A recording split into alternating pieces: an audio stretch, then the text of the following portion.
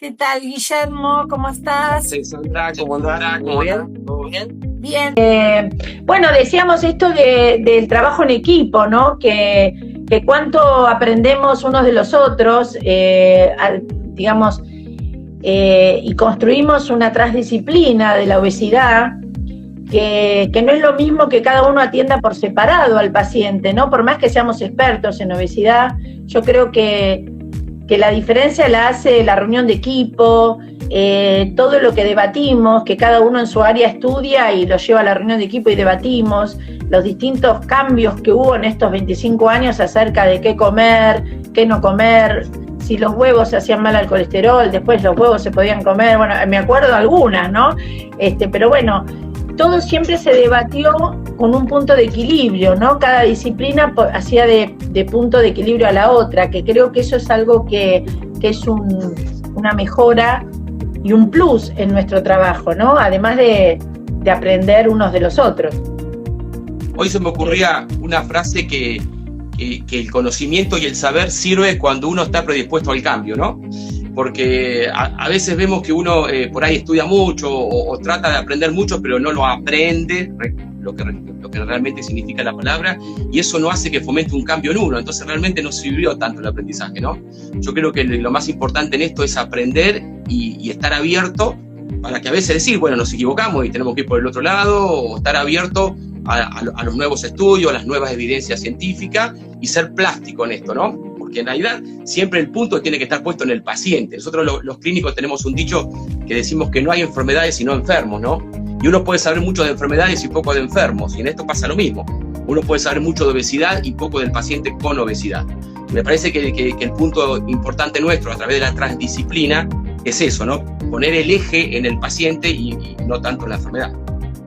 Sí, esto que decís es clave, porque la gente lo vive fragmentado, porque la sociedad durante años hizo que el cuerpo estuviera por un lado, el problema fuera, digamos, el sobrepeso y no los otros factores que hacían que el sobrepeso esté.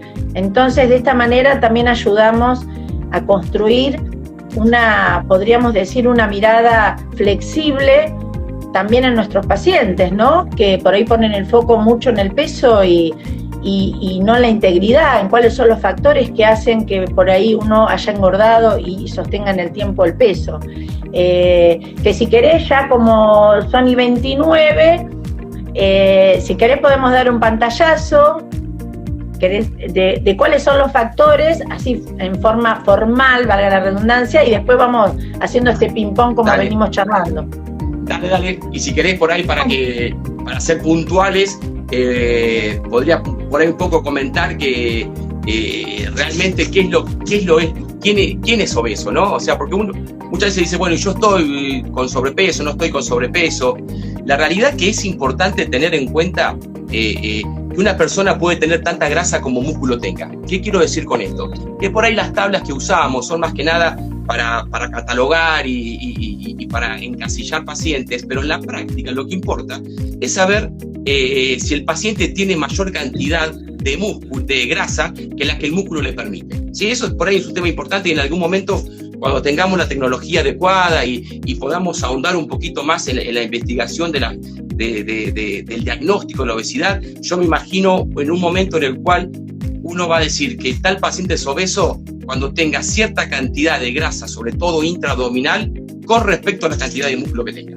Por ahí todavía estamos un poco lejos, pero sí está bueno tenerlo en el horizonte, porque cuando uno lo piensa de esta manera, uno ahí puede decir que uno podría bajar de peso o disminuir la obesidad porque bajamos la cantidad de grasa, y sobre todo la abdominal, que es la tóxica para el cuerpo, como ya en algún momento lo vamos a charlar, como también uno puede aumentar la masa muscular, entonces la proporción, ¿sí? Se hace más saludable. Entonces, bueno, tener en cuenta esto, ¿no? Que no es un valor en la balanza, que hay personas que tienen sobrepeso por el índice de masa corporal que todos conocemos, por el peso, por el dividido talla al cuadrado, y nos da un número y dice, no, yo estoy bastante bien, no tengo sobrepeso, obesidad. Y vos lo ves y tiene piernas flaquitas, brazos flaquitos y tiene panza. Ese paciente es tan obeso como alguien que tenga un índice de masa corporal de 35. ¿Por qué? Porque va a tener muchas enfermedades de las que tiene la obesidad. Diabetes, presión, colesterol, hasta mayor riesgo de cáncer, ¿no? Entonces, por ahí me parece importante, quería introducir diciendo qué es realmente el paciente que tiene obesidad, ¿sí? Sí, porque en realidad ahí se va sacando el foco del peso y que es muy fuerte, porque todo muy lindo, pero nosotros trabajamos con los pacientes y quieren, la balanza es como la zanahoria, ¿no? Que está bueno como estímulo, pero en realidad hay que tener en cuenta esto que vos decís. Y de eso viene la mano también la actividad física, ¿no? De la mano de esto que vos justamente decís. No sé si querés contarnos un poquito cómo sería la actividad física Bien, bien. Bueno, para lo obeso. ya estamos con el horario que la mayoría habían sido convocados, así bueno, podemos, la consigna de hoy era saber por qué engordamos, ¿no? ¿Por qué engordamos? ¿Por qué aumentamos de peso? Y en realidad, bueno, esto va de la mano de cuál es la causa realidad de la obesidad, o cuáles son los causales que una persona pueda tener obesidad. Siempre hay factores genéticos, ¿sí? Hay mayor predisposición de personas, no todos nacimos para tener la misma altura, no todos nacimos para tener el mismo color de ojos, no todos nacimos para tener el mismo peso, ¿sí? Hay determinantes genéticas. Hoy en día también sabemos que hay determinante epigenética. ¿Qué es esto que parece tan difícil pero que no lo es tanto? Que hay pedacitos de nuestros genes que se pueden cambiar de generación a generación y que pueden tardar hasta 3 generaciones en que desaparezcan, ¿sí? Estos son pequeños cambios que por ahí la madre embarazada, como se alimente, depende de cómo va a ser el peso de sus futuros hijos y hasta quizás también de sus nietos. Eso se llaman cambios epigenéticos que hoy en día conocemos un poquito más y hay muchos. Pero nadie culpa de la genética tiene sobrepeso, ¿sí?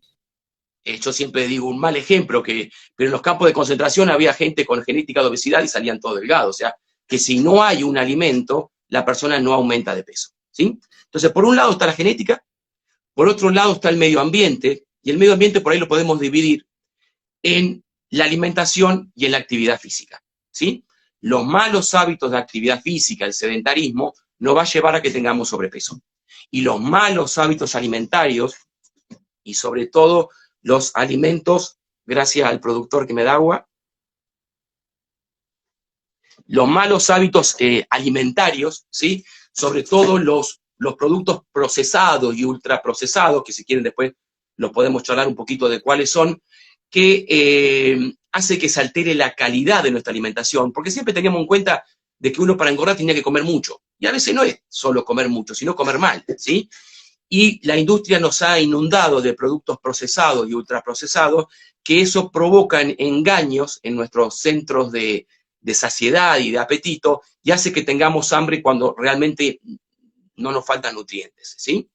Entonces, bueno, un ambiente tóxico en cuanto a los productos alimentarios, una falta de una actividad física adecuada, y la realidad también es que vivimos en un medio en el cual uno no come solamente porque tiene hambre, por apetito biológico, sino que uno también come por ansiedad, come por estrés, come por placer, come porque es la hora, come porque nos juntamos, comemos por muchas cosas que no responde a un balance biológico energético, ¿sí?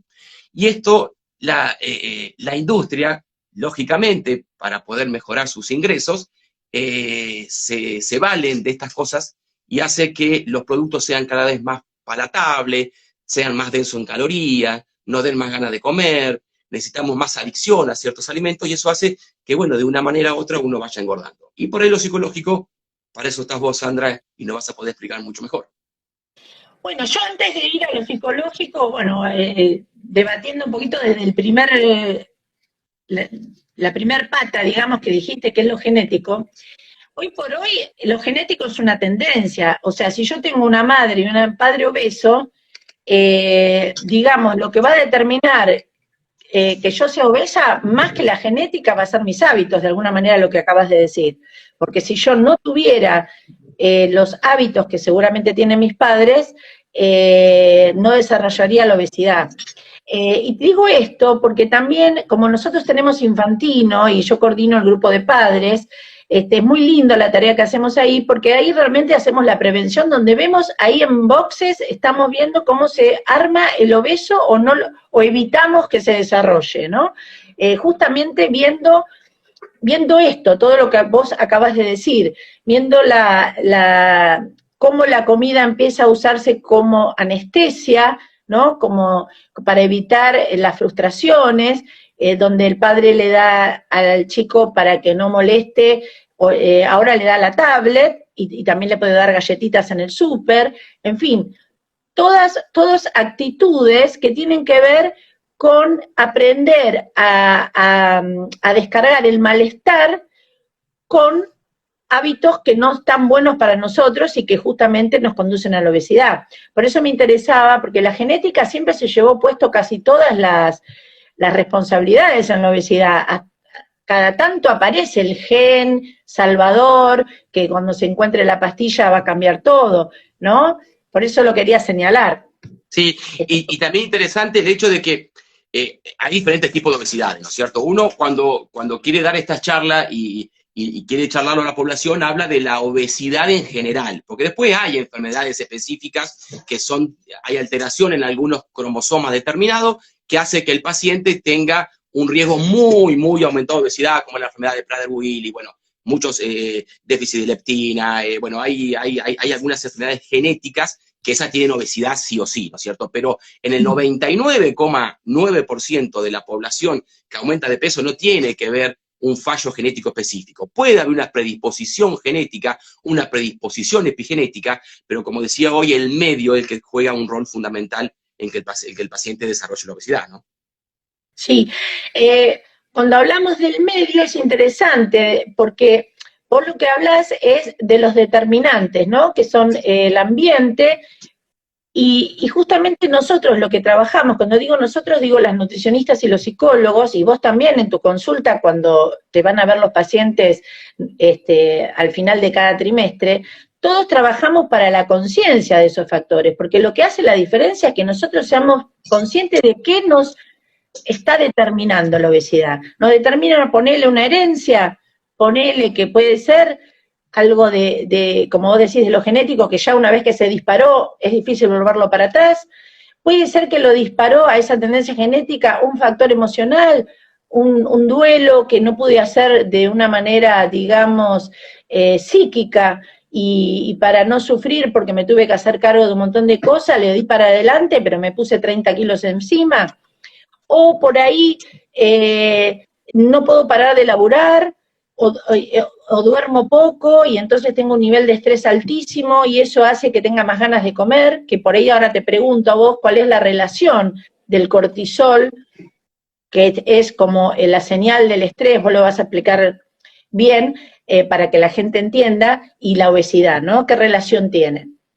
Mirá, me hiciste acordar de algo que siempre les cuento a mis alumnos en la facultad, que se adapta perfectamente a la obesidad como un patrón y paradigma de una enfermedad crónica, ¿no? Yo me gusta siempre algo que aprendí de joven, que es la regla de los 8, ¿no? ¿Qué significa esto? Que el ser humano está diseñado para dormir 8 horas, trabajar o estudiar 8 horas y distraerse 8 horas, ¿sí? Cualquier cosa que escape a esta regla va a generar estrés, ¿sí? Hay muchas personas que no lo escuchan, que no lo pueden escuchar, que no tienen la capacidad de escucharlo, y del estrés pasan a la enfermedad, ¿sí? Y ahí es cuando decimos que las enfermedades tienen que ver con el estilo de vida. A veces, en el ejemplo específico de la obesidad, cuando uno se escapa a esta regla de las 8 horas, el paciente puede empezar a comer más, porque está tapando un malestar que tiene por la cantidad de horas de trabajo, por la falta de juntarse con amigos, por la falta de un buen descanso. Eso lo provoca el cortisol, ¿sí? El cortisol es una hormona que aparece cuando hay estrés en el cuerpo, ¿sí? Cuando hay estrés, el cortisol, que es una hormona que la tenemos toda en un cierto nivel, cuando estamos estresados aumenta mayor cantidad. El cuerpo sabe, como sabemos todos nosotros, que el corticoide hace mal, ¿sí? Que hace mal el corticoide en exceso en pacientes sanos que no lo necesitan, ¿no? No quiero decir pacientes que tienen enfermedades que requieren de corticoides, lógicamente, pero en pacientes sanos, que no necesitan aumentar la cantidad de corticoides, eso provoca mayor riesgo de osteoporosis, mayor riesgo de diabetes, mayor riesgo de hipertensión, ¿sí? Y mayor riesgo de obesidad. ¿Por qué provoca esto? Porque el cerebro sabe que el cortisol le hace mal, ¿sí? Entonces, ¿qué hace el cerebro? Intenta buscar conductas que lo hagan bajar a ese corticoide. ¿Cuáles son esas conductas? Fumar, el que fuma, tomar alcohol, el que bebe, tomarse un ansiolítico, el que consume ansiolítico, o comer, el que no hace nada de lo otro, ¿sí? Entonces ese es el mecanismo por el cual el estrés hace que uno, sin querer, empiece a comer más y aumente de peso. ¿Y por qué digo sin querer? Porque uno lo ve todos los días en el consultorio de pacientes que cuando tienen estrés no registran lo que comen. ¿Cómo no registro, doctor? Sí, no lo registrás, sino estaríamos ahora tomando mate y ponemos unas galletitas arriba de la mesa y estamos una hora hablando de un problema que tenemos en común. Se termina la hora. Yo te digo, che, Pedro, Juan, ¿cuánto comiste? Y te dice 5 galletitas. Y te lo juran por lo que más quiere. Y nosotros decimos, no, mira, había una cámara que te estaba filmando, te comiste 8. No me mintió Pedro, Juan, no me mintió, no lo registró. Y lo que sabemos hoy en día, que a mayor sobrepeso, a mayor estrés, a mayor tiempo de obesidad, es mayor el subregistro. Y son esos pacientes que piensan, y que realmente lo piensan, no lo están mintiendo, realmente piensan que no comen y en realidad están comiendo de más, ¿sí? Eso es el subregistro, que es una causa importante de aumento de peso, ¿no? Sí, Guillermo, vos sabés que acá Lili Martínez hizo 2 preguntas. Voy a tomar la última, que es porque el hambre, ¿a qué le llaman el hambre emocional? De alguna manera voy a contestar a través de lo que vos decís.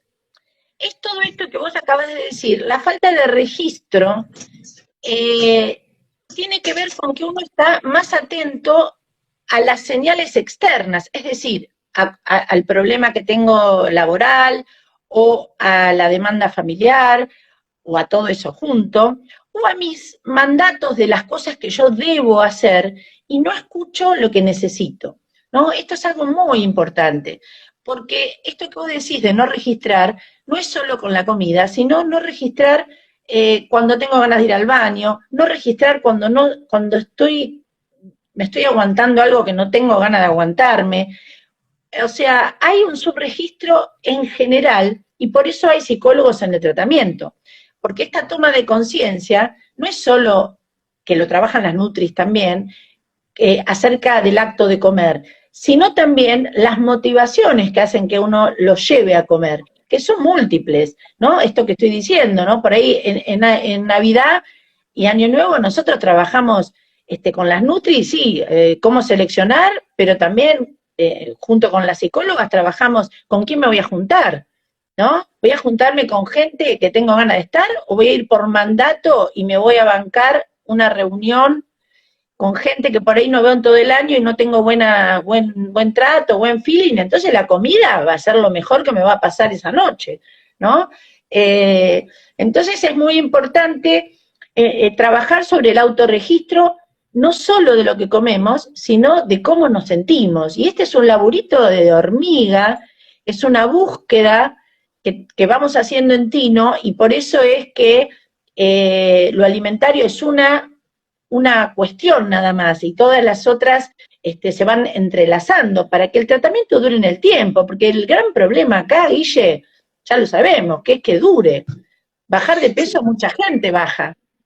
Me hiciste acordar de algo que venimos trabajando desde hace mucho tiempo, Sandra, que es la gran diferencia entre bajar de peso y tratamiento de la obesidad, ¿no? Que por ahí está bueno aclararlo, ¿no? Uno puede bajar de peso sin hacer tratamiento de la obesidad, y eso pasa específicamente cuando uno tiene que bajar de peso por un evento especial, una cirugía cardiovascular y la famosa dieta del repollo que muchos pacientes nuestros han hecho en algún momento, en el cual tenían que bajar mucho de golpe, porque el objetivo era operarse del corazón, ¿sí? O lo que nos pasa muchas veces antes de llegar al verano, ¿no? O para poder ponernos las mallas, o lo que nos pasa muchas veces cuando tenemos un casamiento, un cumpleaños de 15, uno lo que busca ahí es bajar de peso, no hace tratamiento de la obesidad. Por lo tanto, lo que hace es una dieta, y cualquier dieta de moda te va a hacer bajar de peso. El tema es que cuando se pase esa motivación, cuando pasó el día D, ¿sí? Uno va a aumentar de peso de nuevo. La gran diferencia es cuando uno hace un tratamiento de la obesidad, uno busca los por qué a una persona come, y el por qué uno, una vez que baja, el paciente después vuelve a subir de peso, ¿sí? Que es lo que llamamos prevención de recaída, ¿no es cierto? Entonces, a veces son las mismas y a veces no, a veces son algunas causas las que te llevan a comer más, y otras son las causas en las cuales una vez que bajaste, te hace comer de nuevo. Entonces, el tratamiento de la obesidad, yo siempre digo, para bajar de peso lo más importante es la dieta. Para el tratamiento de la obesidad, lo más importante es los aspectos psicológicos y la actividad física adecuada. Que en algún momento, que dentro de un rato, si quieren, lo charlamos. Sí, ¿Estás de acuerdo, Sandra? sí, estoy totalmente de acuerdo. Acá dice, no llego a ver el nombre, dice, yo decía que comía poco pan y cuando empecé Tino y me puse a registrar, me comía 3 kilos de pan mínimo. Bueno, no llego a ver el nombre de la persona, por eso no lo digo. Pero totalmente de acuerdo, es muy importante esto que vos hablás del subregistro y también de diferenciar en el largo plazo. Nosotros, la prevención de recaídas que vos nombraste, es nosotros pensamos el tratamiento en etapas, ¿no? Que lo fuimos construyendo con los años, ¿no?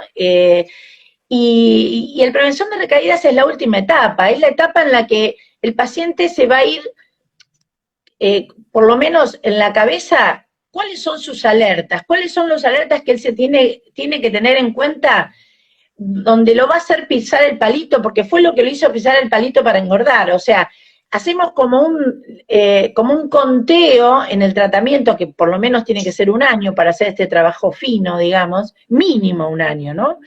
Para hacer este trabajo fino de qué me perpetúa la obesidad, qué de mí me mantiene obeso. Y este trabajito fino nosotros lo vamos desarrollando para que la persona se pueda ir sabiendo cuáles son sus vulnerabilidades, porque en realidad lo que uno lo hace fuerte es saber su vulnerabilidad, porque no hay nadie que sea perfecto y la tenga clara en nada, no solo en obesidad, ¿no? Siempre tenemos nuestro talón de Aquiles. Lo importante es saber, tener conciencia sobre cuál es mi talón de Aquiles, ¿no? Entonces, en prevención de recaída justamente se pone el foco ahí. ¿En qué de mí me lleva a mantener sobrepeso? Dejar las rutinas con respecto a la actividad física, que ahora nos vas a contar cuáles son las mejores. Dejar de tener ocio, como decías, en esto del 8x3, ¿no? Dejar de tener cosas que me motiven, ¿no? Estar agobiado, no tener satisfacciones, por otro lado, que no sea comer, ¿no? Satisfacciones de otro tipo, ¿no? Entonces yo creo que todo eso dependerá de la persona, de cuál es su punto débil o sus puntos débiles. Ese va a ser donde va a trabajar en la prevención de recaídas, para después darle el alta provisoria, como le decimos nosotros, y poder hacer un seguimiento telefónico o venir cada tanto, pero no que se ponga todos los kilos arriba, como hablan todas las instituciones mundiales, ¿no? Que cuando trabajan solo lo alimentario, a los 5 años reganan el peso. Sandra, ¿sabés que me gustaría que nos cuentes un poquito y que nos recuerde, que es un tema que a mí me apasiona desde el punto de vista psicológico, el tema de las distorsiones cognitivas? Y me parece que es re interesante el tema ese, porque creo que ahí hay mucho de lo que estamos hablando, ¿no? Sí, la distorsión cognitiva en realidad es cuando uno piensa erróneamente sobre algo, ¿no? De acuerdo a lo que tiene en la cabeza. La cabeza es tremenda, por eso ahí, digamos, laburamos, no solo en obesidad, en todos los humanos es tremenda. Cuando la cabeza se hace dueña, hay quienes hablan de que la cabeza tiene que estar como a nuestro servicio y no ser la dueña, ¿no? Porque si le dejamos la manija, la cabeza nos hace morder el polvo. Eso, ¿no? Claro, es mindfulness, exacto. La gente de mindfulness, que nosotros estamos incorporando bastante de eso en esta última etapa, justamente hace que la cabeza infle una situación que puede ser pasajera. Por ejemplo, vos fuiste a un cumpleaños, comiste algo de más y puede ser un detalle. Bueno, comiste algo de más. Pero si vos empezás a decir, ve, ya no tengo remedio, soy alguien que no tiene salida, empezás a darte con un cinto con hebilla y la cabeza te taladra, y seguramente eso te genera tal ansiedad que primero vas a necesitar comer un montón de comida para calmar la ansiedad que vos mismo te autogeneraste pensando eso. Y segundo, es muy probable que te desmotive para continuar, ¿no? Entonces, eso es una distorsión cognitiva. Otra muy común es cuando voy de vacaciones siempre engordo, ¿no? Que no hay un destino, dependerá de cómo uno se posicione, pero bueno, uno generaliza, eso se llama sobregeneralización, cuando a partir de una experiencia uno generaliza el para siempre. Y hay muchas, ¿no? El filtro mental. El que vemos mucho, el todo o nada, ¿no? El todo o nada es el que se lleva el ranking, digamos. El todo o nada es, o hago todo perfecto, o si como un caramelo de más, tiro todo, ¿no? Ese, el blanco-negro, es tremendo. Y vos sabés que hoy cuando hablabas del cerebro, cuando hablabas de la parte de neurociencias, me quedaba pensando justamente en esto, que el cerebro tiene 3 modos, ¿no? La gente de Mindfulness también lo tiene muy claro, especialmente los que trabajan con la compasión, que es muy interesante. No la compasión en el sentido de tenerse lástima, porque a veces esa palabra se puede malinterpretar, ¿no? Sino el amor a uno mismo, ¿no? Tiene que ver con darse el amor a uno como uno le daría a un familiar y que en general uno se deja para lo último. Digamos, lo que por una cuestión evolutiva, el cerebro, lo que primero que hace es detectar lo negativo, ¿no? Porque justamente por un instinto de supervivencia. Entonces, tener conciencia de eso, tener conciencia de que mi cabeza a veces me va a jugar en contra y no engancharme, ¿no? Decir, bueno, ya estoy yo dándome manija, ya estoy yo no perdiendo, no dándome una oportunidad, o ya estoy yo siendo tan exigente conmigo mismo. Si yo empiezo a registrar qué me hago a mí mismo, ¿no? Eso ya es un valor total, porque es el primer paso para después empezar a cambiarlo, ¿no? Y no darle curso a la cabeza, ¿no? Por eso las distorsiones cognitivas, cuando uno las empieza a concientizar, es más dueño de sí mismo, ¿no? Así que, bueno, acá... Siempre decimos, ¿no? Que hay 2 etapas. Primero es reconocer el problema, ¿no? Y después trabajar con él. Totalmente. ¿No? Pero si no registrás, no podés cambiar lo que no registrás. Claro. Es así. Sos, digamos, esclavo de tu vulnerabilidad. Pero no porque está mal ser vulnerable, porque esa es la otra cosa interesante. Uno se tiene que amigar con la vulnerabilidad, porque es humana, porque todo nos pasa que en algún lado la pifiamos. El tema es aceptarlo primero, registrarlo, y después hacer algo para defendernos, digamos, ¿no? Para ser más fuertes. Bueno, acá Lili Martínez había preguntado acerca de la actividad, ya una se la respondimos, que era comer emocional, y preguntaba cuál era la actividad física que conviene hacer en obesidad, Guille. Bien, bien. Bueno, vamos a introducir esto diciendo que cómo gasta energía un ser humano. Todos los seres humanos, los animales en general, cómo gastamos energía. Y en realidad hay 3 formas de gastar energía. El metabolismo basal, que es lo que uno gastaría durante las 24 horas del día si se quedaría todo el día quietito en la cama, ¿sí? Eso se llama metabolismo basal, ¿sí? Lo que uno gasta en actividad, que eso es el 70% del gasto diario, ¿sí? Un 20% es en actividad física, ¿sí? Actividad física, aunque no vayas al gimnasio, la actividad física espontánea me refiero, ¿no? Y también la del gimnasio, o sea, espontánea es la que uno hace según la característica que cada uno tenga. Hay gente que es más activa, gente que es menos activa, no gasta lo mismo un recolector de residuos que alguien que un oficinista, ¿no? Todo eso es actividad física, inclusive la actividad física que uno hace por placer, ir a jugar al tenis, a jugar al básquet, a jugar al fútbol, ir al gimnasio, andar en bicicleta, ¿sí? Todo eso es actividad física. Eso representa, en el mejor de los casos, un 20%. Y un 10% que se gasta por ser una alimentación balanceada, sobre todo ricas en proteínas, ¿sí? Ahora bien, ustedes vieron que yo dije que la mayor cantidad de gasto se lo lleva el metabolismo basal, que es el 70% del gasto. Bien, ¿qué es lo que determina ese metabolismo basal? La masa muscular, ¿sí?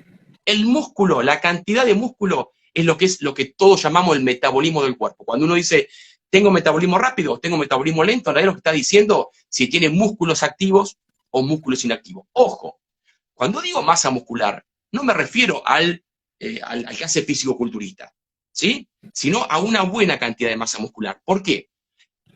Explicado fácil, el que es físico-culturista, el que tiene mucha masa muscular, lo que tiene mucho, no sé si se acuerdan de cuando eran chicos, la célula, que era un redondito que tenía un núcleo y después tenía muchas sustancias que se llamaban mitocondrias, que era la que comían realmente. Bueno, lo que tiene mucho músculo, tiene células grandes, con mucha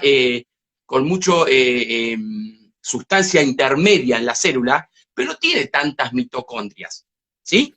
En realidad lo que importa es que tenga mucha mitocondria, y eso lo dan los ejercicios de fuerza, ¿sí? Entonces, ¿por qué hago esta aclaración? Porque esto es el motivo por el cual los hombres bajamos más rápido que las mujeres. No es porque tengamos más voluntad, sino porque tenemos mejor masa muscular. ¿Y por qué los jóvenes bajan más rápido que los adultos? Porque tienen mejor masa muscular, ¿sí? Entonces, sabiendo esto, de ahí viene cuál es la mejor forma de mejorar el metabolismo basal. Es hacer musculación. Y sobre todo, ejercicio de fuerza muscular, que son las que aumentan esas pequeñas unidades que yo le decía hoy que se llamaban mitocondria, que son las que comen. Es como el Pac-Man. Cuando más, Pac-Man para los más viejos, los más jóvenes, no sé si conocen un poquito Pac-Man. Yo calculo que sí, que lo deben conocer igual. Bueno, son como que tenemos muchos Pac-Man que necesitan mucha cantidad de calorías. Entonces, cuando mejor desarrollo muscular tengamos, ¿sí? Que son ejercicios de fuerza muscular, gimnasio, pesa, mayor metabolismo vamos a tener, ¿sí? Entonces, sin duda que la mejor actividad física es la musculación. ¿Por qué? Primero por lo que dijimos, porque aumenta el metabolismo. Tenemos mayor metabolismo, quemamos mayor cantidad de energía. Segundo, porque el hacer masa muscular se gasta mucho en el momento mientras uno está haciendo. Y tercero, porque provoca lo que llamamos EPOC, que es el gasto post-ejercicio. Uno, por ejemplo, si yo esta mañana fui al gimnasio, en este momento estoy gastando más energía que si esta mañana no fui, por más que esté haciendo la misma actividad. Entonces, la musculación lo que provoca es mayor gasto en estas tres esferas que van a determinar que aumentemos el gasto, ¿sí? Para poder disminuir, o sea, para poder bajar de peso, ¿no? Tener mayor gasto, por lo tanto, en la cuentita nos da mejor bajada de peso.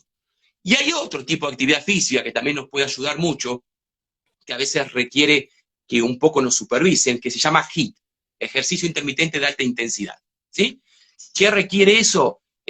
Son ejercicios que son muy rápidos, en corto tiempo, con un descanso posterior. Generalmente que se usa más en obesidad es un protocolo que es 8 en bicicleta, 8 segundos a máxima velocidad, con 12 segundos más lento, y todo eso dura 20 minutos, o sea, 8, 12, 8, 12, 8, 12, durante 20 minutos. Eso está demostrado que gasta mucha más energía que estar caminando, corriendo, no, bueno, caminando o haciendo una actividad que un paciente con obesidad puede hacer durante por lo menos 40 minutos, ¿sí? Entonces, bueno, no es que salir a caminar, como decía un profesor nuestro, salir a caminar con el perro es muy bueno para el perro, pero por ahí para nosotros no es tan bueno solo salir a caminar, ¿sí? Para bajar de peso estamos hablando, ¿eh? Después, todo lo que es beneficio de salud cardiovascular, seguimos con la regla de siempre, de 150 minutos por semana de una actividad moderada, que es salir a caminar, ¿sí? Más o menos a un ritmo de 1 cuadra por minuto. Todo eso ayuda a lo que es salud vascular, cardiovascular, diabetes, presión, colesterol, pero para bajar de peso es muy poquito lo que eso contribuye. Para bajar de peso, uno tiene que hacer una actividad física un poco más adecuada. Siempre a nuestros pacientes, Sandra, lo que le decimos es, el primer trimestre, preocupate más por hacer bien el plan alimentario, ¿sí? Y la actividad física, empezá a hacer algo para que tu cuerpo se prepare para cuando la necesitemos más. Pero la realidad es que cuando uno tiene sobrepeso, el impacto de la actividad física es poco en relación al gran impacto que tiene mejorar la conducta alimentaria, ¿sí? Entonces, sí está importante que uno empiece a hacer algo de actividad física, algo en agua para no lastimarse, o en gimnasio, con pesas. ¿Para qué? Para estar preparado para el momento en el cual requiramos mayor actividad física para poder mantener todo lo que hemos perdido, ¿sí? Sí, de paso saludamos a Marcos Amado, que lo vi acá, a mi profe de hace 10 años del gimnasio, que también está con nosotros, con alguno de nuestros pacientes, también hace un trabajo personalizado, y la otra vez nos contaba en el programa que salimos de cada día, que la persona obesa puede arrancar tranquilamente en un gimnasio, que es un mito eso de que no puede hacer, teniendo los cuidados, él lo explicaba muy bien, puede empezar de a poquito entrenando el músculo, inclusive para que llegue la señal en casos extremos a la cabeza, el músculo llegue, digamos, la conexión del cuerpo con la mente, ¿no? Que cuando uno lo deja de usar, hay que volver a instalar esa conexión.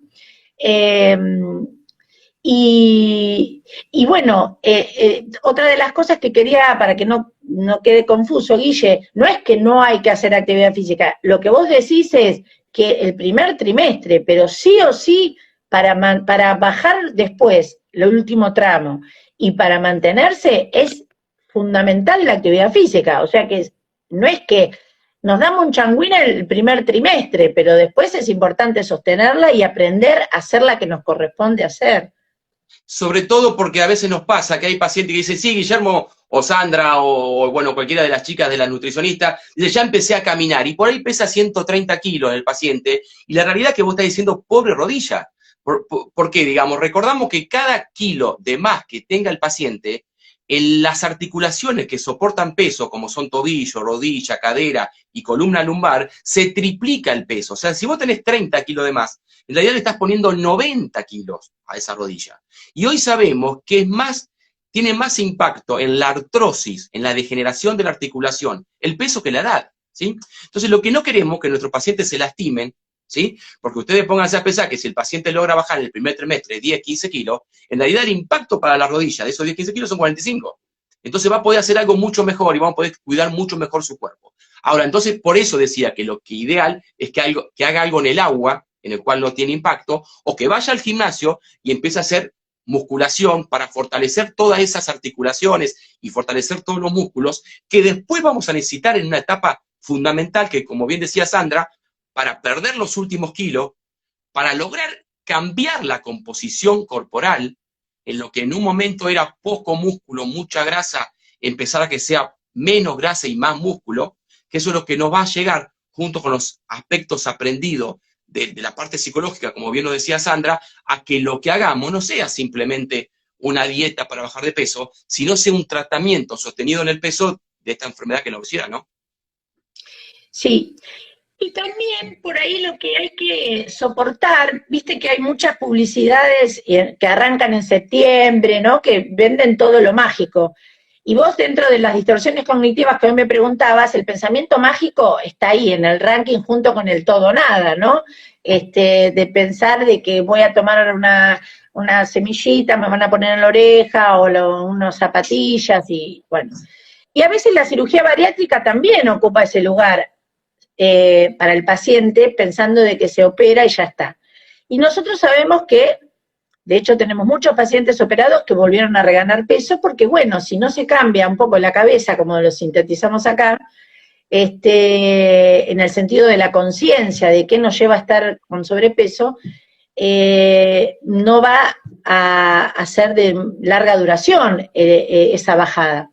Entonces es importante que lo tengamos en cuenta, que esto, digamos, es un proceso y que va a llevar tiempo, porque por ahí nosotros no somos muy marketineros, Guille. Por suerte, algunos nos creen porque llevamos 25 años, ¿no?, en Mar del Plata, pero no somos muy marketineros. Decimos que el tratamiento dura mínimo un año, que hay que cambiar la cabeza, que hay que ver qué de vos.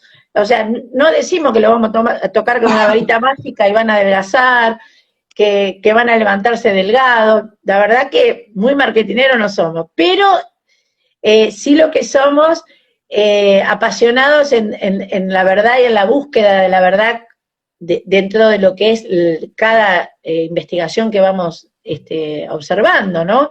Y por supuesto la experiencia. Así que la experiencia nos dice, y muchos pacientes lo saben, ¿no?, que han hecho muchos tratamientos, que eso, voy a decir un refrán que es medio contradictorio con el tema, es pan para hoy, hambre para mañana.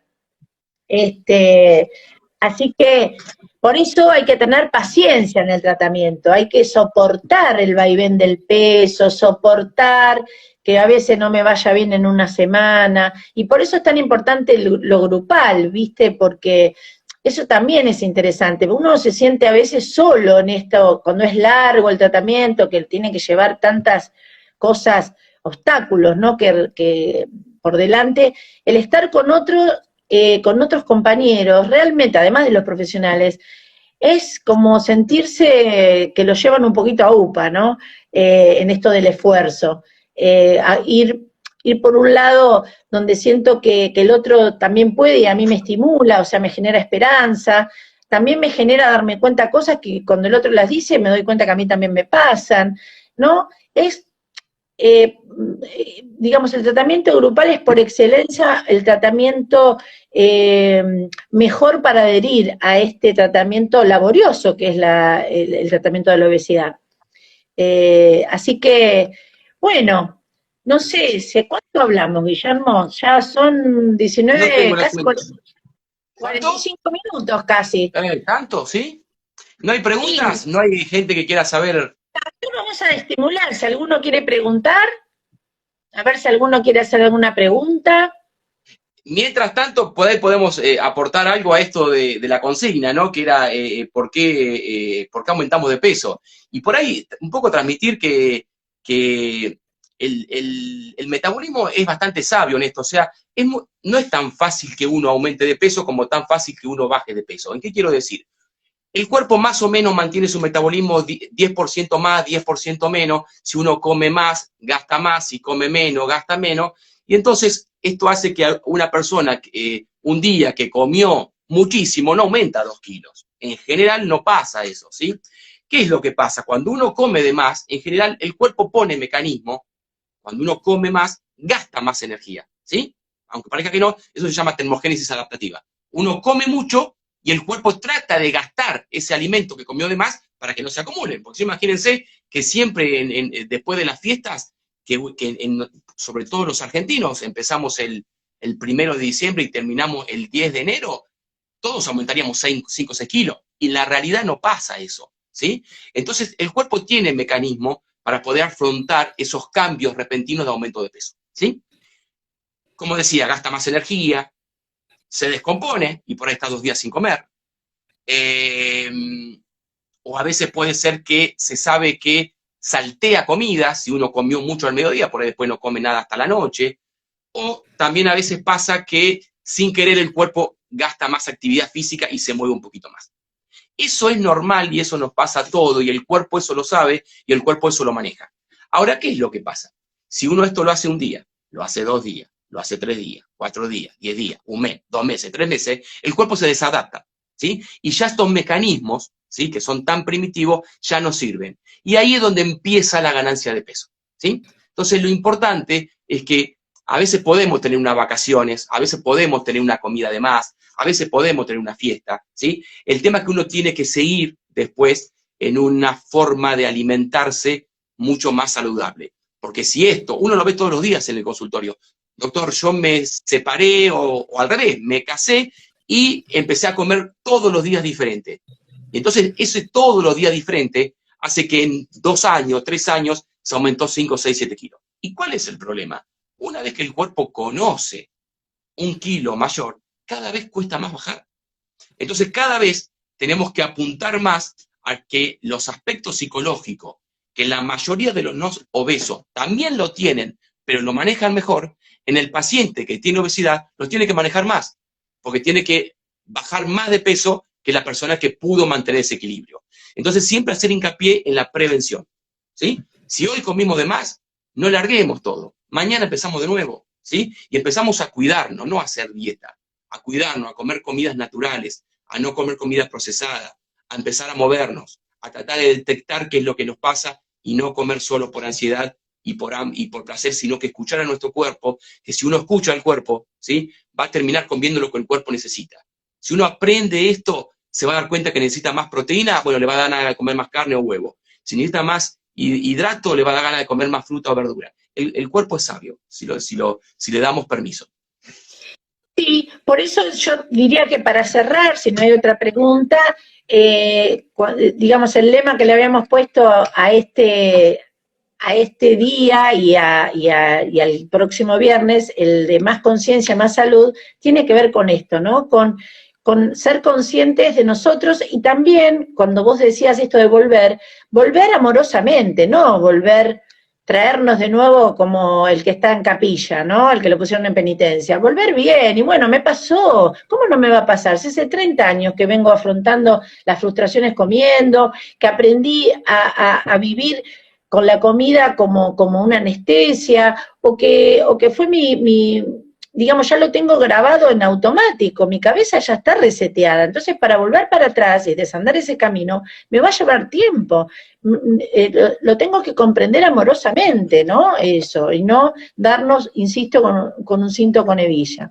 Así que yo diría que como cierre eso, ¿no? Más conciencia y más salud en el buen sentido, más conciencia de quiénes somos, de nuestras vulnerabilidades, y que siempre, siempre tenemos la posibilidad de empezar y de cuidarnos. Aunque hayamos hecho 20 tratamientos y no fue mal, siempre estamos a tiempo, mientras tengamos vida, digamos, podemos apuntar a vivir mejor.